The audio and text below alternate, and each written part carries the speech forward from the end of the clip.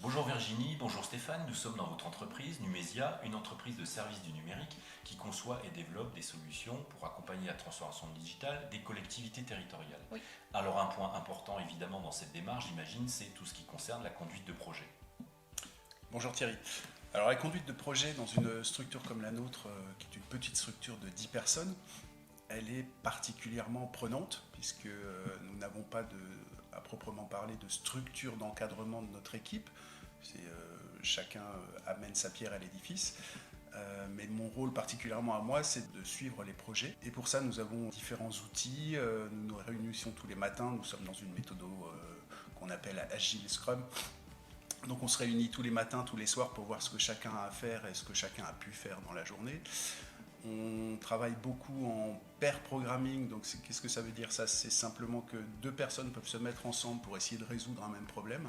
Et nous avons un outil qui nous permet de gérer l'ensemble des tâches qui sont à réaliser, avec un séquençage de qu'est-ce qu'il y a à faire maintenant, qu'est-ce qu'il y a à faire dans 2 semaines, etc.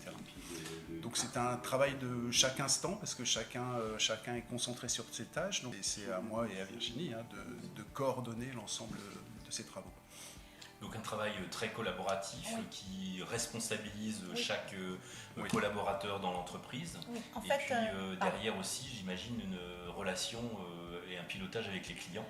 oui, chaque nouveau projet qui arrive, on définit un responsable chez nous, qui n'est pas forcément responsable de projet, mais qui prend en charge ce projet. Et ensuite, on fait du travail collaboratif avec le client. Donc l'objectif, c'est clairement de montrer rapidement quelque chose au client pour que tout de suite, il puisse nous alerter en nous disant « halte là, ça me va pas, ça me va, etc. » Et on s'est rendu compte, et d'ailleurs, il y a beaucoup d'entreprises qui fonctionnent comme ça, que plus il y a d'aller-retour avec le client en permanence, qui prend du temps au client, donc ça il a un peu de mal à le comprendre, mais plus on va avancer vite et plus le projet va correspondre exactement à ses attentes. Donc l'idée c'est vraiment cet échange, et c'est là où Stéphane et moi on essaie en permanence de faire travailler cette mécanique pour que les rouages se fassent bien.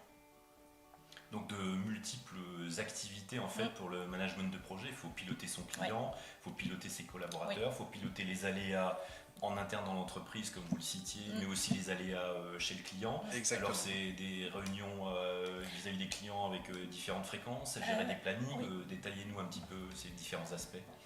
Alors effectivement, comme vous le dites Thierry, c'est une grosse charnière dans l'entreprise, parce que c'est faire le lien entre le client et la production technique. Donc oui, vis-à-vis du client, on mène des séquences d'ateliers où on va travailler avec lui. Et ces ateliers sont calibrés et sont programmés dans le temps. Et donc on va sur place avec Virginie. Ouais. C'est une de nos particularités, c'est que nos clients aiment bien le dire, on aime bien s'immerger chez eux. C'est-à-dire qu'on va aller comprendre leur métier, on va aller vraiment derrière le poste avec l'agent public pour voir qu'est-ce qu'il fait, comment il travaille, avec quels outils, qu'est-ce qu'on peut améliorer pour lui, etc. Donc voilà, on va depuis le terrain, on va dire, on va construire de nouvelles solutions avec le client. Et faire beaucoup de pédagogie, parce que mettre en place un service numérique au sein d'une entreprise ou d'une collectivité, ça peut faire peur aussi, parce que c'est pas encore rentré dans la tête de tout le monde, donc il y a une certaine, pas réticence, mais une certaine appréhension. Et le fait d'être nous sur le terrain, c'est aussi une manière de rassurer et de montrer et de tenir la main et d'accompagner. Vraiment la notion d'accompagnement. On n'est pas là juste pour poser une solution numérique chez quelqu'un ou dans un service.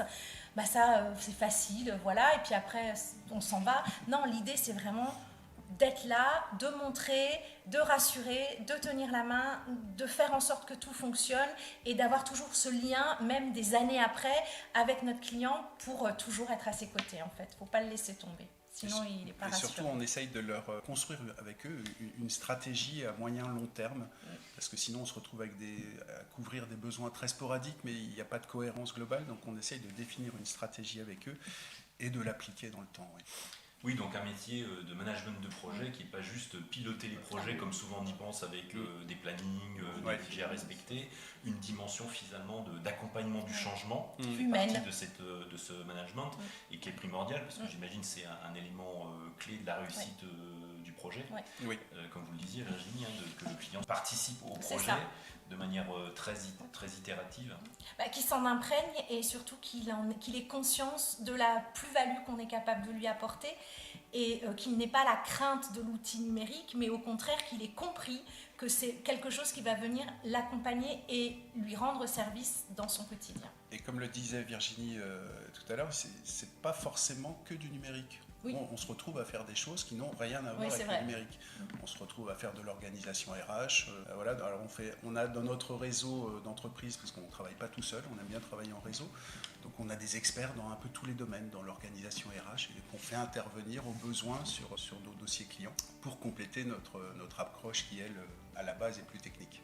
Oui, donc ce souci d'aller aussi vers une activité qui relève aussi d'un autre profil métier, qui est le métier du conseil, C'est ça. pour accompagner, et qui est souvent effectivement très lié au management de la solution, et pas que du projet qu'on met dans l'entreprise, et qui, j'imagine, est un moyen de fidéliser vos clients, Clairement. Tout à fait. d'apporter la qualité des solutions, et donc d'une certaine manière d'augmenter votre notoriété, de développer votre business. C'est exactement ça, c'est montrer à notre client qu'on n'est pas là juste pour le technique, mais qu'on est capable de l'accompagner à tous les niveaux de tout le projet, avant, pendant et aussi surtout après. Donc finalement, le management de projet, surtout dans des entreprises de petite taille, c'est un élément clé avec des compétences multiples et très important effectivement pour l'évolution de l'entreprise. Oui, exactement.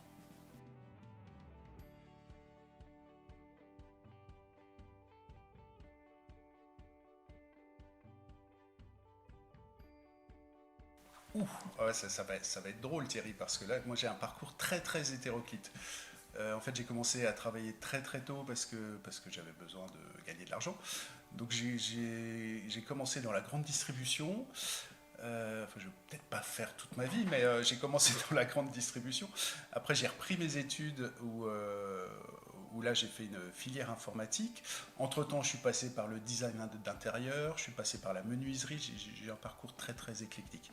Au final, j'ai fini dans le numérique. Je n'ai pas fini dans le numérique, j'y suis allé avec plaisir. Parce que c'est aussi ma formation de base, mais j'avais une formation, moi, de designer et d'UX plutôt à la base. Mais voilà, moi, je suis quelqu'un qui a besoin de créer en permanence, de faire des choses qui sont utiles. Donc de fil en aiguille, j'ai pris de la responsabilité, j'ai commencé à encadrer des équipes, et puis le management de projet est venu comme ça, quoi. C'est avec l'expérience, jusqu'à monter dans une entreprise avec mon associé. Et donc Virginie, votre parcours? Alors, pareil, pas du tout technique. Moi, je suis une littéraire. J'ai une licence de lettres. J'ai enseigné pendant presque 10 ans le français à des gentils petits élèves. J'ai adoré ça, et puis à un moment, les parcours de vie ont fait que je suis allée ailleurs. Je suis une administrative à la base, donc pas forcément du tout orientée technique, projet fonctionnel, etc. J'ai rencontré Stéphane dans une vie antérieure, on a travaillé ensemble sur certains projets, j'y ai pris goût, j'ai appris plein de choses, il m'a aidée, je me suis aidée toute seule. On a monté notre entreprise et voilà. Aujourd'hui, je suis contente de ne pas être hyper technicienne parce que j'ai un éclairage et un œil différent sur certains projets. Moi, je suis très fonctionnelle, il faut que ça marche, il faut que ce soit joli, il faut que ce soit efficace, il faut que ce soit simple. Donc du coup, j'ai cette approche un peu pragmatique que parfois n'ont pas les techniciens purs. Et du coup, ça crée un bon équilibre entre nos équipes, nous et Stéphane. Et voilà, et on arrive à faire des jolis projets, justement avec des parcours complètement atypiques. Et on adore les parcours atypiques au sein de Numésia, aussi au niveau de nos collaborateurs. On a certains de nos collaborateurs qui ont eu des parcours atypiques, des parcours un peu cassés, pas forcément tout linéaire comme ça, avec des études toutes jolies. Et c'est souvent des très très bons profils. Finalement, il n'y a pas besoin d'avoir fait des études scientifiques pour être dans le numérique ou être manager de...